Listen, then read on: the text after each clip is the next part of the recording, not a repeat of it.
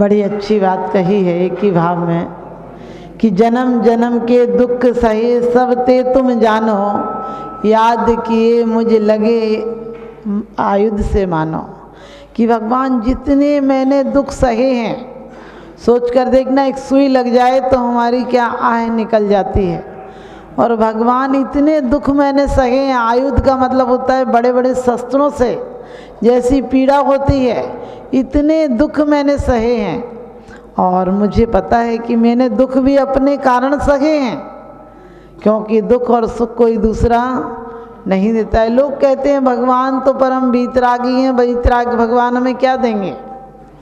कहते हैं उनके छायक दान नाम की एक लब्धि है 9 लब्धियों में से, वो जो कुछ दे सकते हैं वो दुनिया में कोई नहीं दे सकता है। कहते हैं किससे मांग रहा है पगले, किससे मांग रहा है पगले, ऐसा संसार नहीं है और कोई किसी का दर्द मिटा दे। यहाँ किसी को प्यार नहीं है, यहाँ किसी को प्यार नहीं है। यहाँ सब भिखारी एक दूसरे से भीख मांग रहे हैं, और जब 2 भिखारी भी हो जाते हैं तो उनमें कलह और ईर्ष्या हो जाती है, क्योंकि दोनों एक पदार्थ को दोनों मांगते हैं। अब एक चीज़ दोनों को कैसे मिलेगी, एक ही को मिलेगी। और आज हम बचपन से भिक्षा पद्धति सिखाते हैं, शुरू से गिफ्ट देना और फिर रिटर्न गिफ्ट लेना। ये क्या है, क्यों देते हो और क्यों लेते हो। देने लेने से एक दूसरे के घर में सामान बढ़ाना और क्या है, लेकिन लेना है तो क्या लो, भगवान से लो। वो चाहे ज्ञान लो, चाहे दान लो, चाहे लाभ लो, भोग लो, भोग लो, वीर लो, जो कि एक बार मिल जाए फिर कोई दुखों की दुख आपके पास झांक भी नहीं पाएंगे। क्योंकि आज तो खा लो ज़्यादा तो बीमार, कहीं घूम लो तो थकान हो जाए, जरा सी शादियों में एसी आदि चल रहा हो तो तुम्हें जुकाम हो जाए, और एक बार वीर्यांतराय कर्म का क्षय हो जाए तब तो कहना ही क्या है, क्षयोपशम भी हो जाए, उत्कृष्ट रूप से शक्ति भी प्राप्त हो जाए, चाहे कोई सी हो। अभी कहा है ज्ञानम पूजा कुलम जाति बल वृद्धि तपो बपु अष्टावासित मान्यतम इसमें माहुर गतस्मया। कहते हैं 8 चीज़ों का घमंड मत करना। बड़ी अच्छी बात कही है कि भाव में कि भगवान और लोगों ने तो 4 ज्ञान हैं, लेकिन आपको तो एक ही ज्ञान है। हमें वो 4 ज्ञान वाले नहीं चाहिए, हमें तो एक ज्ञान ही चाहिए। क्योंकि संसारी प्राणी तो अज्ञानी भी अपने आप को ज्ञानी मानता है। और भगवान से कितनी अच्छी बात कही है कि भगवान मुझे पता है, मुझे मांगना नहीं आता है। हम उन लोगों से मांगते हैं जो स्वयं भिखारी हैं।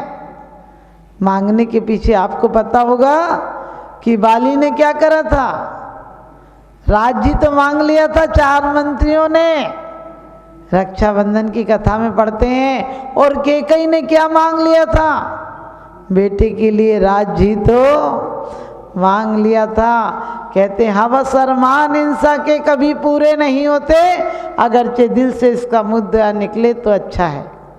क्या समझाया था मंथुरा ने कि तू मांग ले, अभी तो कौशल्या तुझे चाहती है, जब बेटा राजा हो जाएगा फिर तुझे कौन पूछता है।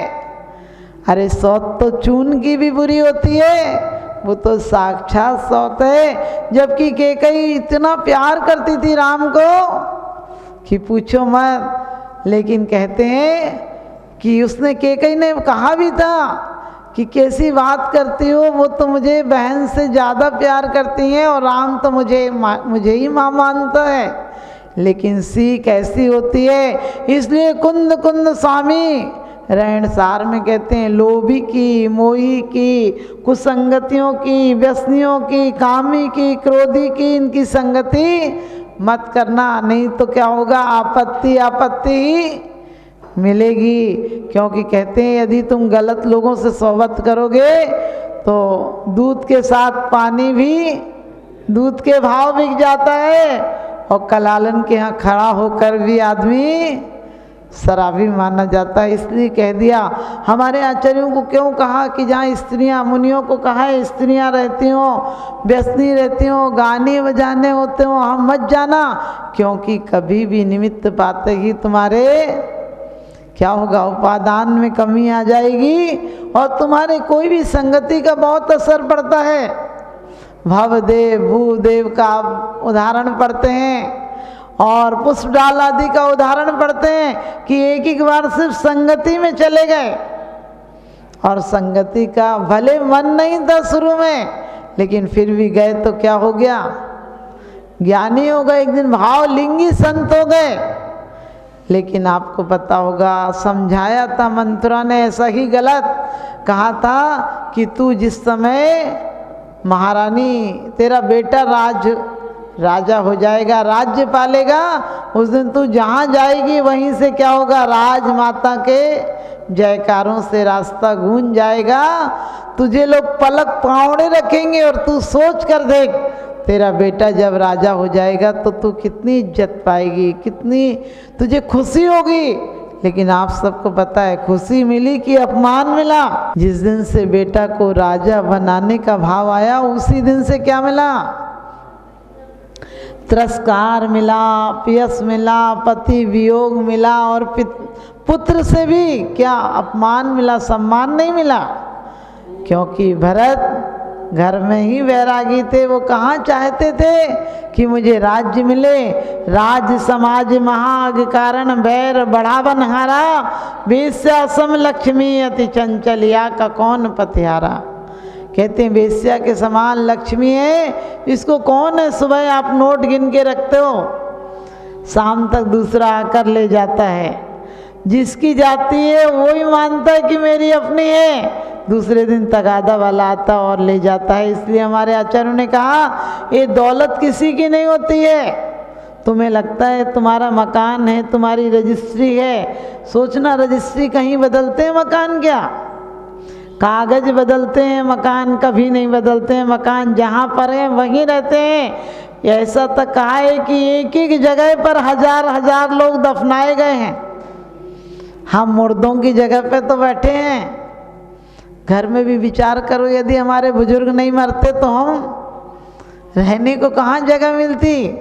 वो मरे हैं इसलिए हम रह रहे हैं और हम भी मर नहीं पाएंगे उसके पहले और उम्मीदवार पड़पोते पोते आदि आके खड़े हो जाएंगे कि जगह खाली करो, हमें भी तो रहना है। क्योंकि आचार्य सच्चाई यही है, हमने सामान क्या इकट्ठा कर रखा है, मुर्दों का सामान इकट्ठा कर रखा है। आप कहेंगे हमने तो मुर्दों का सामान नहीं कर रखा है। अरे जो बुजुर्ग मर गए वो मुर्दे ही तो हो गए, उन्हीं की जायदादें, उन्हीं की वसीयतें। तुम बड़े अच्छे से रजिस्ट्री रखते हो, रजिस्ट्री हंसती होगी, पागल तू चला जाएगा मैं तो अच्छे से रहूँगी, मेरा मालिक कोई और हो जाएगा। संपत्ति और धन कभी किसी के नहीं होते हैं। हमें सच्ची संपत्ति पाना है। वो कौन सी संपत्ति पाना है? अनंत चतुष्टय की संपत्ति पाना है। वो एक बार मिल जाए कोई आपत्ति नहीं आती है और बाकी संपत्ति यहीं की यहीं रह जाती है। मैंने कहा मुर्दों का सामान इकट्ठा कर रखा है। इजिप्ट में एक राजा था और उसकी मौत हो गई। वहाँ की परंपरा थी कि जिसकी भी मौत हो जाती थी एक गुफा निश्चित थी, बहुत गहरी गुफा थी और उसमें उस व्यक्ति को छोड़ दिया जाता था। उसका ज़रूरत का सामान, उसके साथ कुछ जेवर, उसकी पसंद के कपड़े रख दिए जाते थे। अचानक एक बार एक राजा का भी अंतकाल हुआ। अंतकाल का मतलब को सांस अटकी होगी, लोग समझ नहीं पाए और उसको भी जैसा दस्तूर था वहाँ का उसको डाल दिया गया।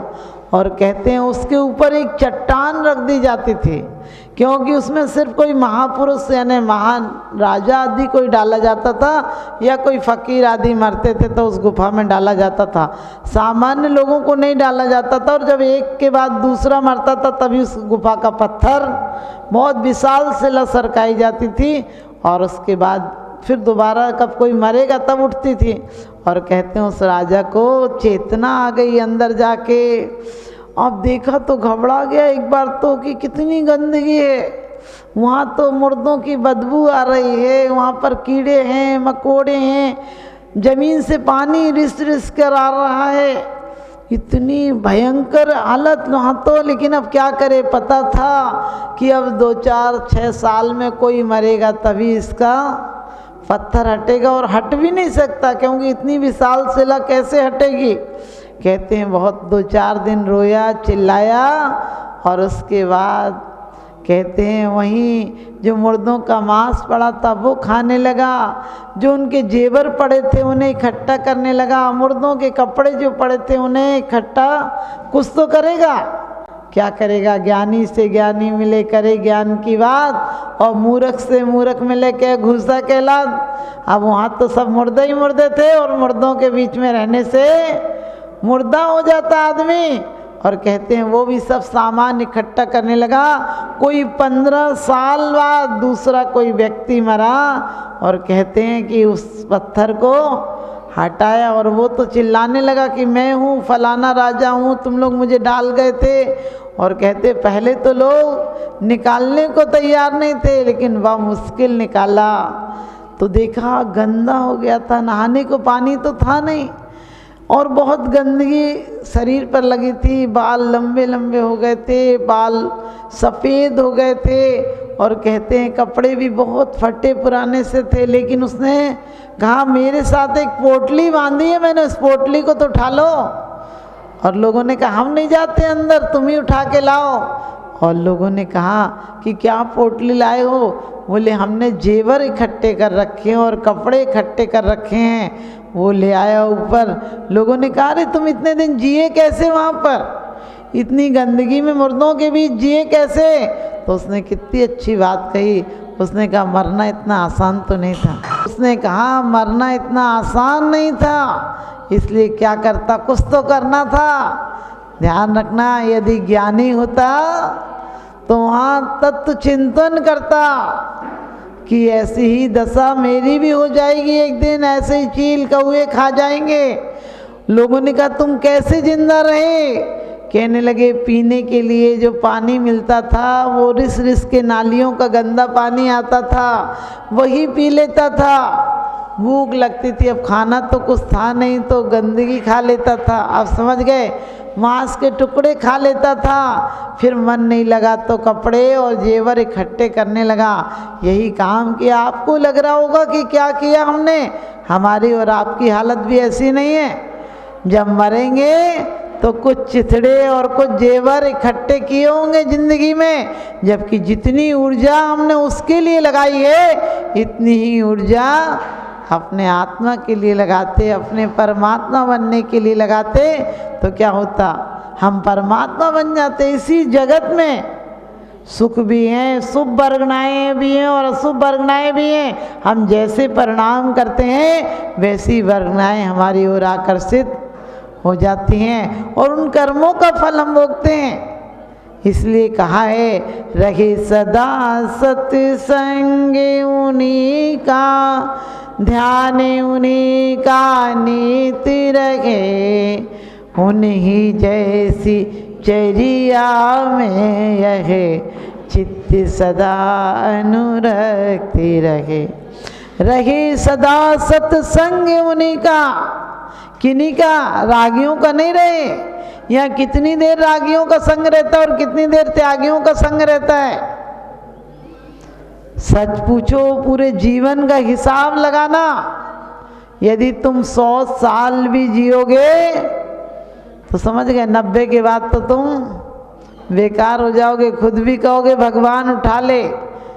क्या है, जब तक है जोश जवानी बिगड़ी घर बात बनानी। 90 के बाद तो तुम भी कोई पूछने को तैयार नहीं होगा। और 90 तक भी जीते हो तो ध्यान रखना 35 साल का समय तुम्हारा सोने में निकल जाता है। हिसाब करके तो देखो हमारे जीवन में कितना सा समय, जिसे लोग सुख कहते हैं, जिसे लोग भोग कहते हैं, वो कितना सा समय मिलता है। 35 साल सोने में निकल जाते हैं। 15 साल का समय, जो समय की सीमा लगाओगे तो व्यापार में निकल जाता है। और 15 साल क्या होता है, आपके घर के काम काज, ऑफिस जाना, ये वो उसमें निकल जाते हैं और कहते हैं 10 साल चिंता में निकल जाते हैं। अब बताओ, समय निकालो, पूरे दिन में से आप खुशी में, आनंद में 1 घंटा भी नहीं निकलता है, चिंताओं में निकलता है बाकी समय तो। लेकिन हम इतनी सी सुख, वहाँ से सुख भी नहीं है। यदि सुख होता, कहते हैं जो संसार विशेष सुख होता, तीर्थंकर क्यों त्यागे, काहे को शिव साधन करते, संयम सो अनुरागे। संयम कोई कठिनाई का नाम नहीं है, स्वयं में संतुष्ट होने का नाम संयम है। घटती जान घटाइए, घर माई तृष्णा जो घटावे, रुचि नहीं संसार सो। संसार में सम्यक दृष्टि गाली देकर नहीं रहता है, संसार में रहने की कला जानता है। क्यों कि आज हमारी हर प्रवृत्ति में हिंसा हो रही है। आप कहेंगे हम तो पानी भी छान कर पीते, हिंसा कैसे हो रही है? मैं कहती हूँ पानी छान कर पी रहे हो, लेकिन मन को भी तो छान कर देखो कि किसके लिए। लोग कहते हैं हम अपने लिए नहीं जोड़ेंगे, हमारे बच्चों का क्या होगा। अरे बच्चों को तुम साथ में लाए थे क्या? बच्चे यहीं मिले थे और यहीं रह जाएंगे, और कलयुगी बच्चे हैं तुम, जिनके लिए रात रात जागे हो, जिनकी चिंता में तू जलता, वो ही तुझे जलाते हैं। जिनके लिए क्या तुमने रक्त बहाया, वो ही तुझे पानी में बहाते हैं। और जिनकी तूने शुद्धि की है, वो तुझे अशुद्ध जानकर निकाल कर घर की शुद्धि कराते हैं। ये हालत है, शुद्धि कराते कि नहीं? बोले आज घर की शुद्धि होना है, इसका मतलब इतने साल तक अशुद्ध व्यक्ति रह गया। हमारी हालत उस भिखारी की तरह है जो पूरी जिंदगी भीख मांगता रहा, दर दर पर झोली फैलाता रहा, और आखिरी दिन मर गया। खराब सी जगह में रहता था, बिल्कुल एक मिट्टी की झोंपड़े से में रहता था। लोगों ने कहा बड़ा शुभ व्यक्ति था, जिंदगी भर मांगता रहा, इसे उठाओ। और अब जलाने तो कोई कोई ले जाना था, गाड़ी में पटका और जला कर आ गए।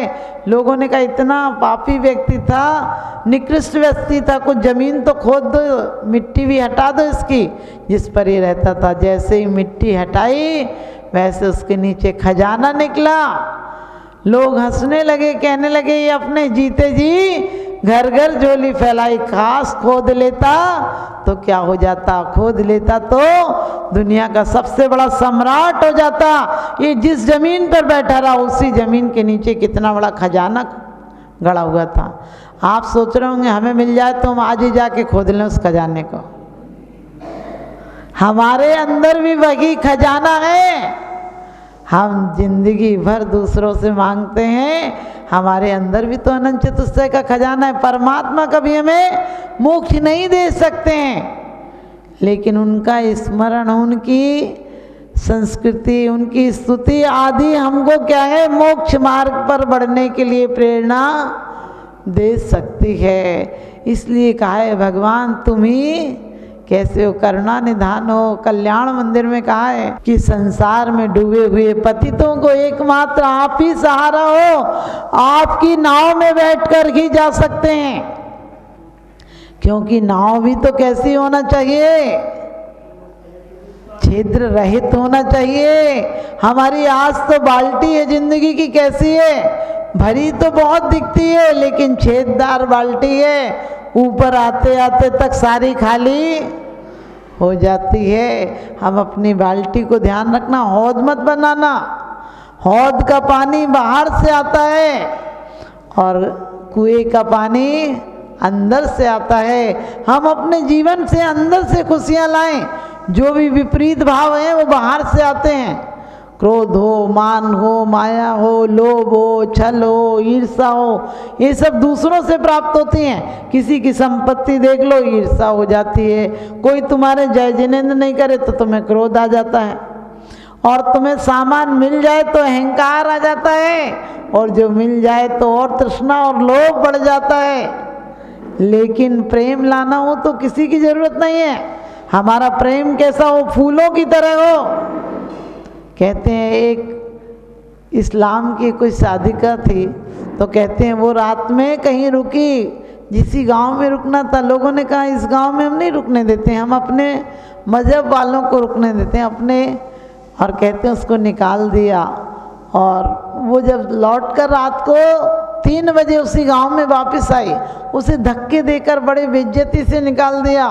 और 3 बजे सर्दी की रात में उसने उसी दरवाजे पर आकर दस्तक दी जिसके बरामदे में वो लेटी थी बेचारी, उसे भगा दिया था। तो लोगों ने कहा कि बुढ़िया तू फिर आ गई। कहने लगी मैं तुमसे ये कहने आई हूँ कि तुम्हारा धन्यवाद है, तुमने मुझे निकाल दिया था।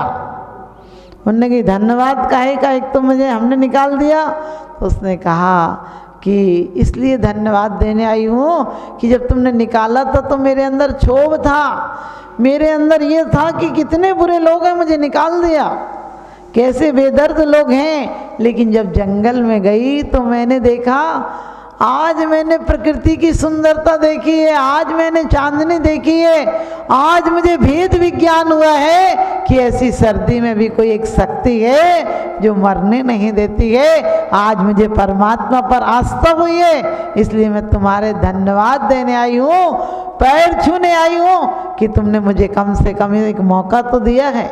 हम किसी के पैर छू लेंगे, यदि किसी के वैराग्य भी होगा किसी से तो उससे तो दुश्मनी बांध लेंगे, यही निदान बंद नहीं करना है। आपने देखा महापुरुष राजा श्रेणिक को किसने मारा था, कभी विचार किया आपने? राजा श्रेणिक को मारने में कौन कारण बना था?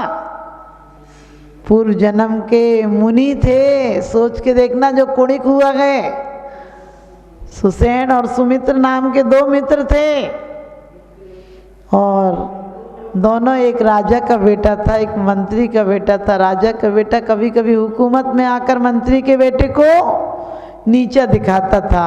अचानक मंत्री का बेटा एक दिन सोचने लगा क्या करना है, एक मुनि का सानिध्य मिला और उनके सानिध्य में उसने दीक्षा ले ली। राजा का बेटा भी राजकार्य में व्यस्त हो गया, लेकिन ध्यान आया कि देखूं तो मेरा मित्र बहुत दिनों से नहीं आता है, कहाँ है? आज तो मैं राजा बन गया हूँ। राजा की मृत्यु के पश्चात राजा का बेटा राजा बन गया और कहने लगा देख कर आता हूँ कहाँ है। और वो पता लगा, उसके घर गया, कहने लगा उनने तो दीक्षा ले ली।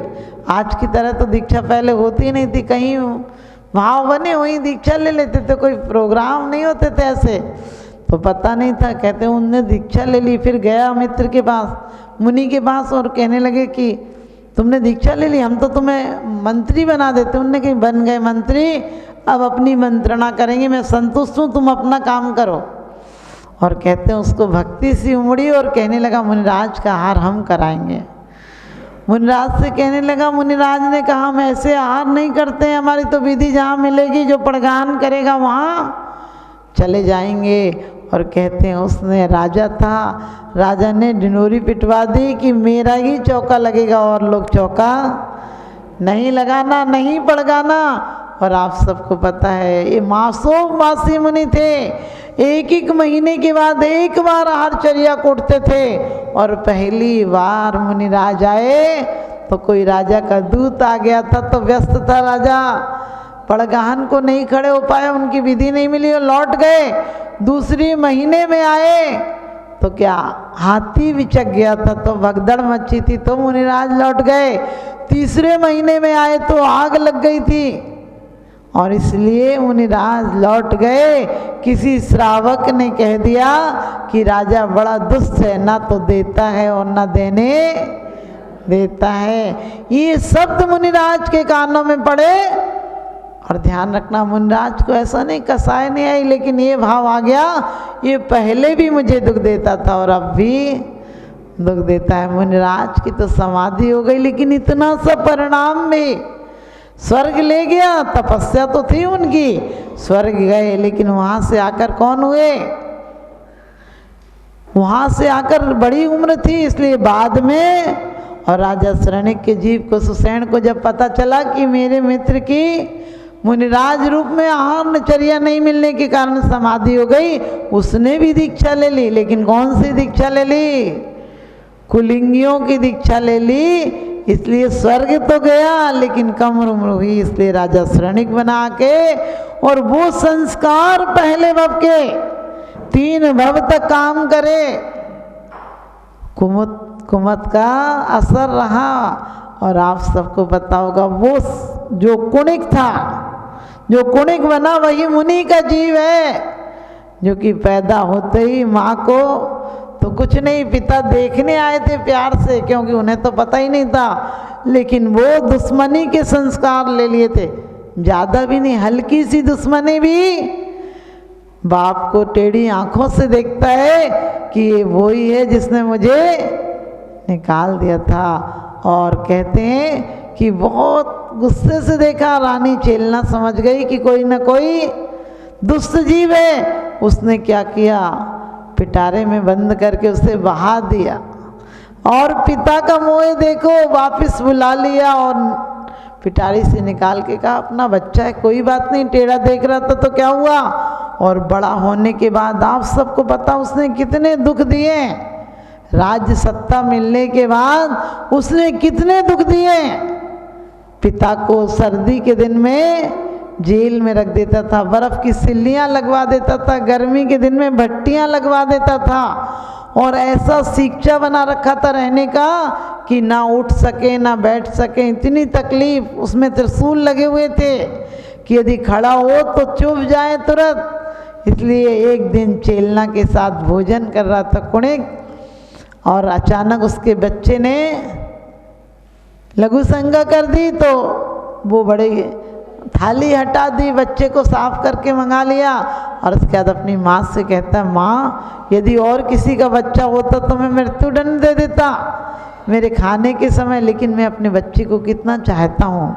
उसकी माँ रोने लगी, कहने लगी बस तू इतना ही चाहता है ना कि तूने गंदगी साफ करवा के मंगा ली, तेरा बाप जिसको तूने इतनी यातनाएं दी हैं वो तुझे कितना प्यार करते थे कि तुझे हाथ में फोड़ा हो गया था, नींद नहीं आती थी, तू रोता था तो पस भरी उंगली वो अपने मुंह में रख लेते ताकि तू सो जाए, और आज तूने उन बाप को ऐसी यातना दी है कि कोई दुश्मनों को भी नहीं दे। अचानक परिणाम आया, तुरंत वो साहब मैं कितनी गलत काम कर रहा हूँ, ऐसे बाप को इतना कष्ट दे रहा हूँ, और बचाने के लिए गया था, रोज हंटरों से मारता था, उस दिन में गया था भोजन के पश्चात, तो तेजी से जा रहा था। दूर से राजा श्रनिक ने देखा कि ये रोज तो सुबह शाम आता था तब मारता था, आज तो बड़ी तेजी में आ रहा, ना जाने मेरा क्या करेगा, और घबरा के उठे और एक कील गड़ी और प्राणांत हो गया। कुणिक जब तक पास नहीं पहुंच पाया,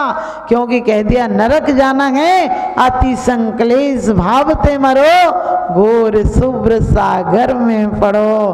कहते हैं राजा श्रनिक को नरक आयु का बंद कर लिया था। कब बंद कर लिया था? सांप डालते टाइम यशोधर मुनिराज के गले में जब द्वेष भाव से सर्प डाला था तब आयु बंद का समय पड़ गया था, इसलिए तीर्थंकर भी टाल नहीं सके। लेकिन आने वाले समय में वो तो क्या सम्यक दर्शन प्राप्त करके गए हैं, छायक सम्यक दर्शन प्राप्त करके गए हैं, आने वाले समय में तीर्थंकर होंगे। तीर्थंकर प्रकृति का बंद करके गए हैं, लेकिन हमारी और आपकी तो कोई ऐसी गारंटी नहीं है। इसलिए हमें कोशिश करना है ना ग्रस्तियों से ना दुष्टों से किसी से भी ईर्षा भाव द्वेष भाव नहीं रखना है, ताकि हमें भी ऐसे कष्ट नहीं मिले। आपको पता है यहाँ कई ऑपरेशन हो जाते हैं लोगों के, कितनी तकलीफ होती है। ऑपरेशन होते हैं उस समय तुम्हारे क्या भाव आते हैं, हे भगवान बच जाएं, हे भगवान बच जाएं, आज के बाद फिर अच्छे से जिएंगे। और जैसे ही बाहर आते हो भूल जाते हो, तो ध्यान रखना यही कहा एक ही भाव में, भगवान मैंने अभी तक इतने दुख सहे हैं कि उनको याद करते मेरा दिल कांप जाता है, और तुम ही ऐसे हो कि कहते हैं तुम सा दानी क्या कोई हो, जग को दे दी जग की निधियाँ दिन रात लुटाया करते हो। समसम की अभिनश्वर मणियाँ कि भगवान वही आप तो दिन रात लुटाते हो। हमें लेने की कला आना चाहिए और हमें लेने की कला में ही अपनी ऊर्जा को, अपनी शक्ति को विभाविक परिणतियों में नहीं, स्वाभाविक परिणतियों में लगाएंगे और एक दिन हम बीच के पड़ाव नहीं, हम स्वयं क्या सिद्ध बन जाएंगे। आपको कल शाम की क्लास में बताया था कि हम कैसे सिद्ध बन सकते हैं। नमोकार मंत्र में किसको नमस्कार किया है, ध्यान रखना। छोटी छोटी बात थी लेकिन वो भी हम गलतियां कर जाते हैं।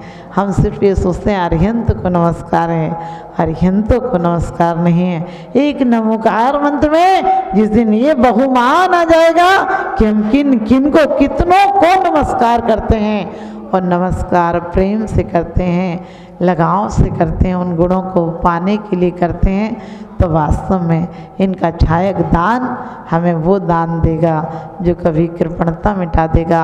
यहाँ आज घर घर में क्यों कलेश है? पत्नी कहती है मैंने इनको इतना किया, इनने मुझे कुछ नहीं दिया। पति कहता है मैंने इसको इतना दिया, इसने मुझे कुछ नहीं दिया। सब लेने के चक्कर में है, जबकि प्रेम तो सिर्फ दान जानता है, प्रेम देना जानता है। हम भी भक्ति स्तुति से हम प्रेम मांगेंगे और प्रेम, वो भी प्रेम, पवित्र प्रेम मांगेंगे, रागियों का प्रेम नहीं मांगेंगे। एक दिन हम भी वीतरागता का दान मांगेंगे, भगवान से वीतरागता की स्तुति मांगेंगे और यही प्रार्थना करेंगे, भगवान मुझे सिर्फ एक चीज़ देना, वो देना वीतरागता देना। वीतरागता मिलने के बाद कोई हमें और चीज़ों की ज़रूरत नहीं होती, हम स्वयं दाता हो जाएंगे, हमारी मांगने की पद्धति मिट जाएगी। इन शुभ भावनाओं के साथ आप सब भी उस छायक दान के भोगी बने। बोलिए आदिनाथ भगवान की।